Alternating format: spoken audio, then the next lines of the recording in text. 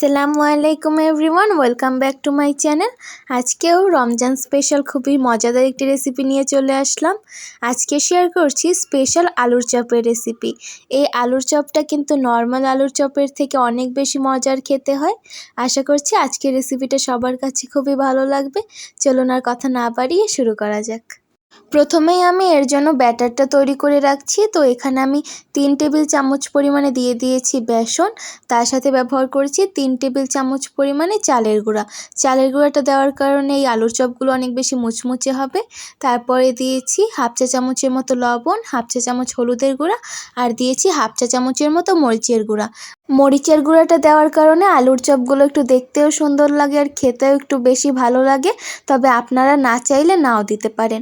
এই গুঁড়া মশলাগুলো একবারে খুব ভালো করে মিশিয়ে নেওয়ার পরে এখানে অল্প অল্প করে নর্মাল টেম্পারেচারে থাকা পানি দিয়ে দিয়েছি। অবশ্যই খেয়াল রাখবেন পানি কিন্তু অল্প অল্প করেই দিতে হবে, নাহলে কিন্তু এটি বেশি পাতলা হয়ে যাবে। আর এটা অবশ্যই 5 থেকে 7 মিনিটের মতো সময় নিয়ে এটা ভালো করে মিশিয়ে নেবেন। এটা যত ভালো করে মেশাবেন তত ভালো করে আলুর চপগুলো ফুলবে। আর অবশ্যই খেয়াল করেছেন এর ঘনত্বটা ঠিক কীরকম রেখেছি। এরপরে আর একটা পাত্রে এখানে আমি 2টা সিদ্ধ করা আলু নিয়েছি। আলুগুলোকে আমি ছোট করে কেটে নিয়ে তারপরে এই কাঁটা চামচের সাহায্যে খুব ভালো করে ম্যাশ করে নিচ্ছি। আপনাদের কাছে আলু ম্যাশার থাকলে সেটা দিয়েও আপনারা এই আলুগুলোকে চটকে নিতে পারেন। আমি কাঁটা চামচ দিয়ে করছি। আমার ভালো করে মেখে নেওয়া হয়ে গিয়েছে। এরপরে এখানে অ্যাড করছি পেঁয়াজ কুচি। পেঁয়াজ কুচি আপনারা এর থেকে একটু বেশি করেও দিতে পারেন। এরপরে দিলাম কাঁচামরিচ কুচি, ঝালটা আপনাদের ইচ্ছে মতো দিয়ে দিতে পারেন। তারপরে দিলাম সামান্য কিছুটা পরিমাণে ধনিয়া পাতা কুচি আর তারপরে লবণটা দিয়ে খুব ভালো করে সব কিছু আগে মিক্স করে নিচ্ছি। আর আপনারা এখানে চাইলে শুকনো মরিচ কুচিও ব্যবহার করতে পারেন, তবে শুকনো মরিচের থেকে কাঁচামরিচটা একটু বেশি স্বাস্থ্যকর হয়। তবে না চাইলে কাঁচামরিচটা এখানে নাও ব্যবহার করতে পারেন। এবারে আলুর সাথে খুব ভালো করে সব কিছু মিক্স করে নিয়ে আলু ভর্তাটা তৈরি করে নিব। এই স্পেশাল আলুর চপটা তৈরির জন্য আমি এখানে একটা সিদ্ধ ডিম ব্যবহার করছি। ডিমটাকে আমি যে কয়টা আলুর চপ তৈরি করব সেই কয়টা ভাগে ভাগ করে নিলাম। এরপরে আলুর যে ভর্তাটা তৈরি করে রেখেছিলাম সেখান থেকে অল্প অল্প করে আলু নিয়ে যে সাইজের আলুর চপ তৈরি করব সেইটুকু নিয়ে এরকম গোল গোল করে বানিয়ে রাখছি। কারণ এই আলুর ভিতরে এই যে সিদ্ধ করে ডিমগুলো যে কেটে রেখেছি সেটা দিয়ে দিব। দিয়ে একটু খুব ভালো করে এটাকে সিল করে নিচ্ছি যাতে এই ডিমটা বেরিয়ে না যায়। আপনারা চাইলে এর থেকে ছোট করেও তৈরি করতে পারেন, তাহলে এখানে প্রায় 10টার উপরেও তৈরি হতে পারে। আমার এখানে 8টার মতো তৈরি হয়েছে। এভাবে করে আলুর চপটা তৈরি করলে আলুর চপের ফ্লেভার তো পাওয়া যায়, তার সাথে ডিমের চপেরও একটা ফ্লেভার আসে সুন্দর। তো আমার সবগুলো তৈরি করে নেওয়ার পর এবারে ভাজার জন্য চলে এসেছি।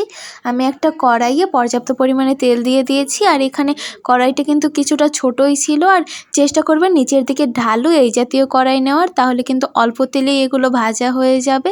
তো আমি অল্প কিছুটা তেল দিয়েই আলুর চপগুলো ব্যাটারে কোট করে দিয়ে দিয়েছি আর উল্টে পাল্টে খুব ভালো করে ভেজে নিচ্ছি। যতক্ষণ না পর্যন্ত গোল্ডেন ব্রাউন কালার চলে আসছে ততক্ষণ আমি মিডিয়াম ফ্লেমে রেখে ভেজে নিলাম। দেখতেই পাচ্ছেন এবারে তেলটা ছেঁকে আমি তুলে নিয়েছি। আপনারা দেখলেই বুঝতে পারবেন কতটা ভালোভাবে ফুলেছে। এবারে আরও একটা ভেজে দেখাচ্ছি। তেলে দেওয়ার সাথে সাথে একেবারে ফুলে উঠতে থাকবে আর এভাবে ফুলে টইটম্বুর হয়ে যাবে। এই রেসিপি ফলো করে তৈরি করেন তাহলে কিন্তু সব আলুর চপগুলো এভাবে পারফেক্ট হবে।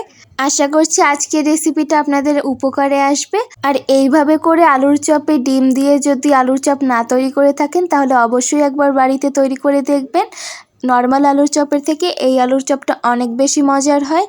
বেকিং সোডা না ব্যবহার করেই এই রেসিপি ফলো করে তৈরি করলে আপনাদের আলুর চপগুলো একেবারে পারফেক্ট হবে। ইফতার ছাড়াও বাচ্চাদের টিফিনে কিংবা সন্ধ্যার স্ন্যাক্সেও এটা রাখতে পারেন। আপনাদেরকে একটা ভেঙে দেখাচ্ছি। এটার দুই পাশই খুব ভালোভাবে ফুলে উঠেছে আর ভেতরে যে ডিমটা ব্যবহার করেছি সেটা দেখতেও সুন্দর লাগছে আর খেতে তো আরও বেশি মজাদার লাগছে। আজকের মতো এখানেই বিদায় নিচ্ছি। সবার সাথে পরের কোনো রেসিপিতে দেখা হবে।